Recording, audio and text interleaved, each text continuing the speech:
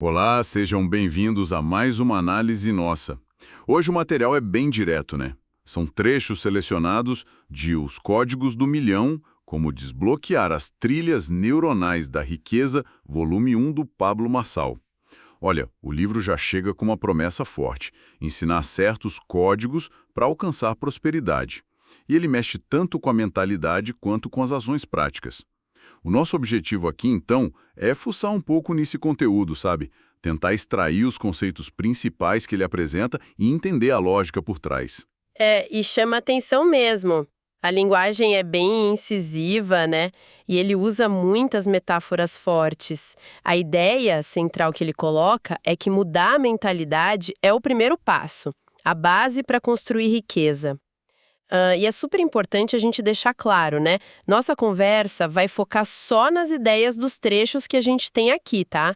A gente apresenta como tá lá, sem dar opinião ou fazer crítica externa. Ok, combinado. Então vamos lá, vamos desempacotar isso. Logo de cara, na introdução mesmo, o livro já solta uma ideia assim impactante, que a pobreza seria uma limitação, sabe? Uma coisa de improdutividade quase, quase fora do normal. Uhum. E que a prosperidade, por outro lado, essa sim seria o estado natural das coisas, algo que só está esperando para ser desbloqueado. Isso já dá um tom bem particular para a conversa, né? Com certeza. É uma inversão da lógica que a gente geralmente ouve, né?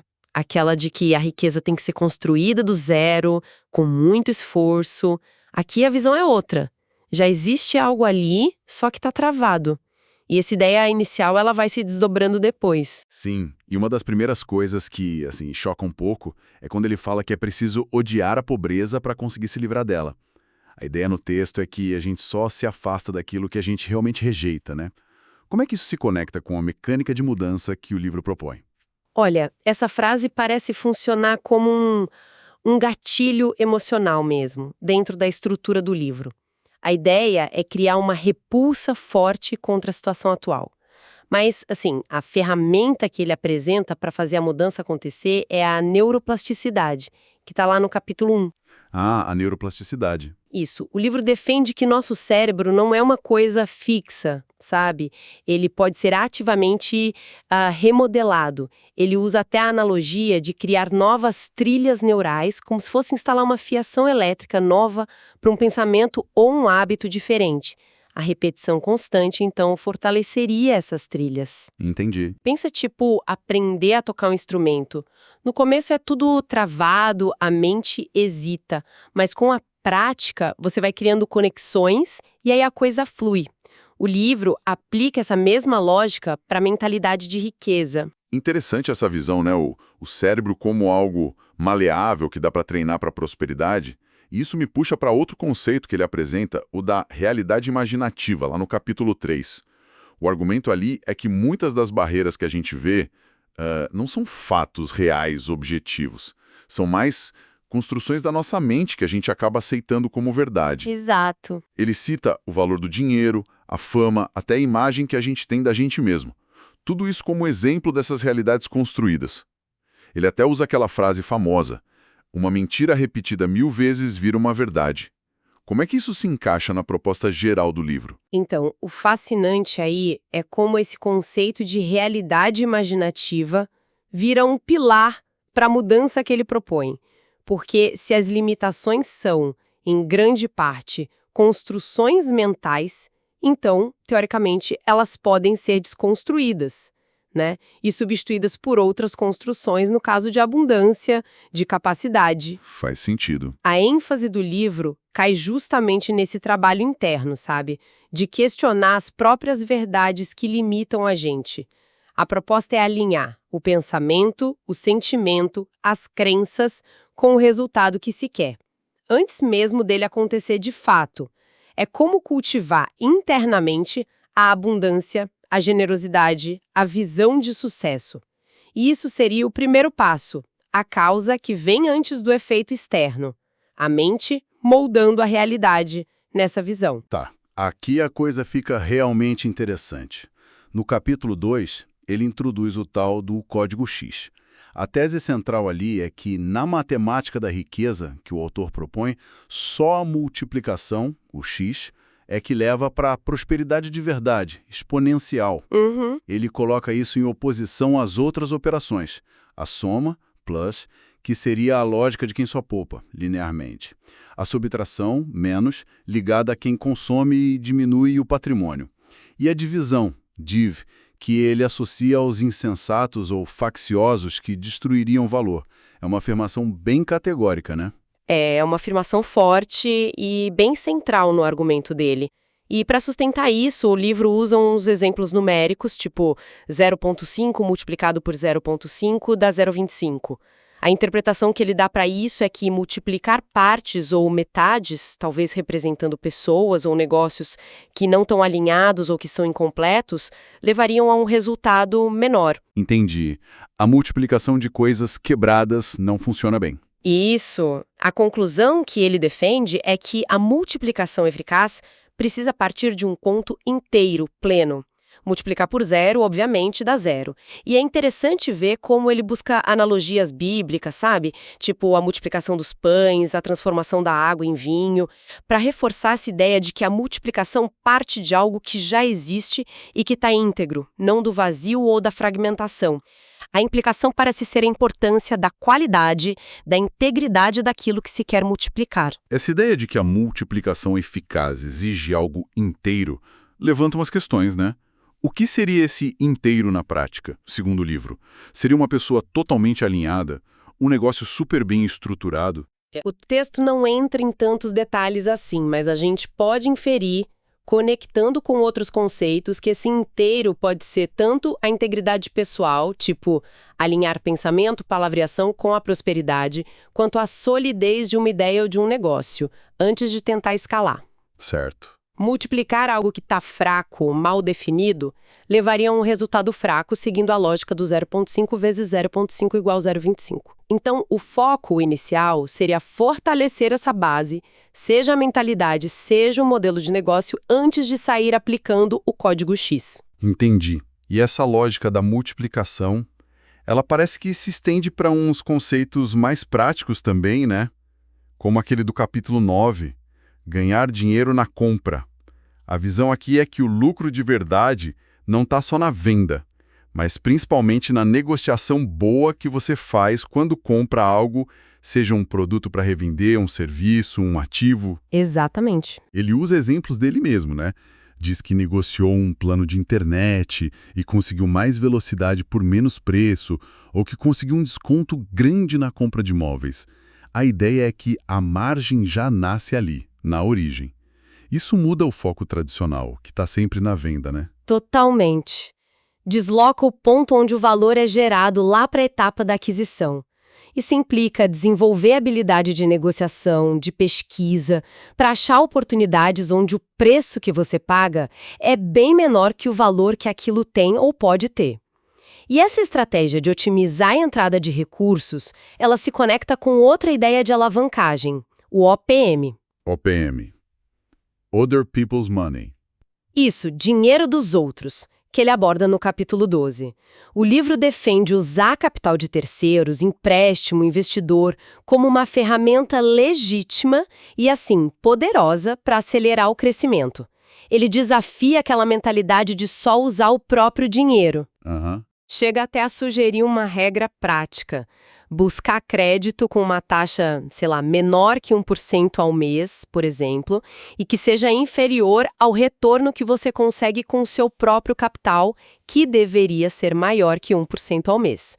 Aí você usa essa diferença para escalar. Usar o dinheiro dos outros, o OPM, é bem comum no mundo dos negócios, claro, mas aqui ele apresenta como um código.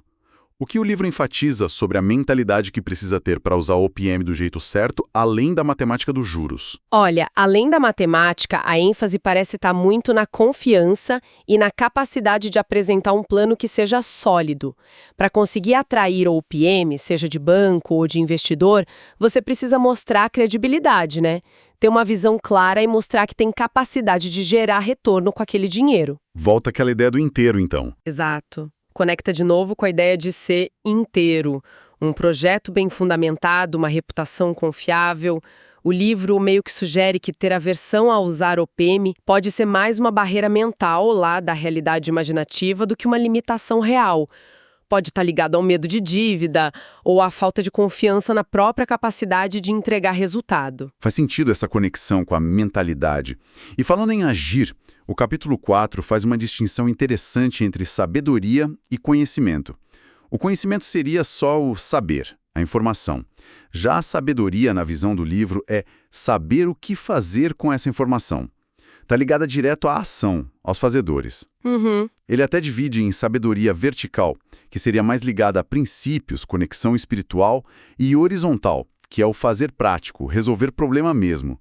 Como essa definição de sabedoria impulsiona a narrativa do livro? Essa definição é crucial porque ela coloca a ação no centro do palco. Conhecimento acumulado por si só teria pouco valor nessa perspectiva. A sabedoria estaria na aplicação prática, eficaz desse conhecimento. Isso serve para valorizar a execução, a capacidade de resolver problemas concretos e não só a erudição teórica. Entendi. Liga direto com a ideia de que os resultados vêm do fazer, não só do saber.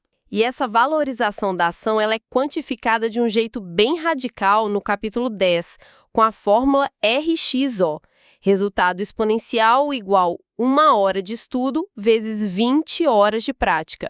Uma proporção de 1:20. É muita coisa. É bastante. O texto fala em rampa disruptiva, rampa da rampa, sugerindo que só essa prática massiva levaria a um crescimento exponencial. Isso é um contraste gigantesco com o modelo de educação tradicional, né? Que o autor critica dizendo que é o oposto, tipo 30 horas de estudo para 1 de prática. O que essa fórmula RXO implica de verdade no dia a dia de quem quer aplicar esses códigos? Implica uma dedicação, assim, quase obsessiva à aplicação prática. Se você aprende algo novo, por 1 hora, a sugestão é passar as próximas 20 horas aplicando, testando, refinando aquilo no mundo real. Sugere um ciclo de aprendizado e execução que é extremamente rápido e intenso. Uma imersão, né? Total.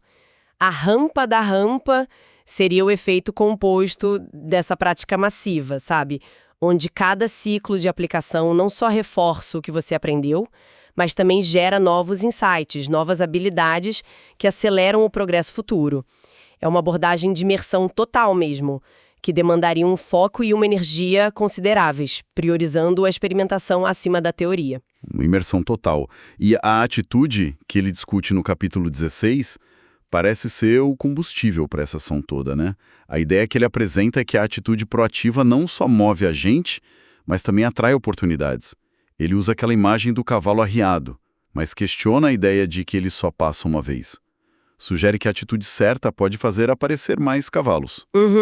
A analogia se a montanha não vem a Malomé também aparece. Parece que a atitude é vista quase como um campo magnético para trazer resultados. Sim, a atitude é colocada como um pré-requisito fundamental. Quase um estado de prontidão, de proatividade, que vem antes e possibilita a ação eficaz. Não é só ter uma disposição positiva, mas uma orientação para agir, para buscar solução, para se mover na direção dos objetivos, mesmo com obstáculos. Na lógica do livro, uma atitude passiva, reativa, seria incompatível com aplicar os códigos e buscar resultados exponenciais. Para deixar isso mais concreto, o capítulo 6 lista 7 hábitos dos multimilionários, segundo o autor. Você poderia citar rapidinho 1 ou 2 só para a gente ter um exemplo do tipo de comportamento que o livro liga a essa atitude e sabedoria prática? Claro, olha, 2 exemplos que ilustram bem são: primeiro, dissolver relacionamentos tóxicos. Isso significa identificar e se afastar ativamente de pessoas que sugam energia ou que desanimam o crescimento. Importante. E o outro é ser fornecedor e não consumidor, principalmente no digital.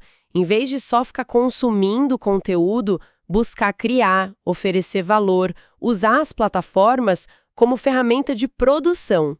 Tem outro também, comprar habilidades, quer dizer, investir sempre em aprender competências que acelerem os resultados.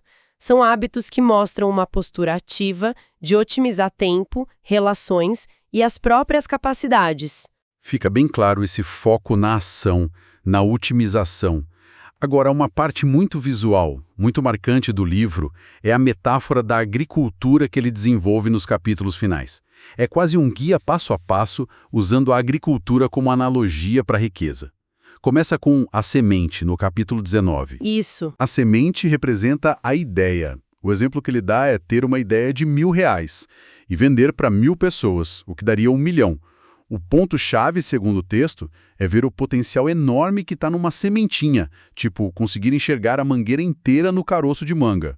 Exato. A semente é o potencial inicial, a ideia ali no começo. A ênfase está na visão de futuro, na capacidade de projetar o resultado final a partir de um começo pequeno.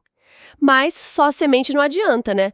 Ela precisa da terra, que é o capítulo 20. A terra. A terra é o ambiente onde a ideia vai germinar, vai crescer. Pode ser o mercado, o planeta, mas também de um jeito mais íntimo, a própria mente e o coração da pessoa. O terreno interno tem que estar fértil. O livro argumenta que a terra lá fora pode ser a mesma para todo mundo, mas é o cultivador, a pessoa, que faz a diferença, com as habilidades e os cuidados.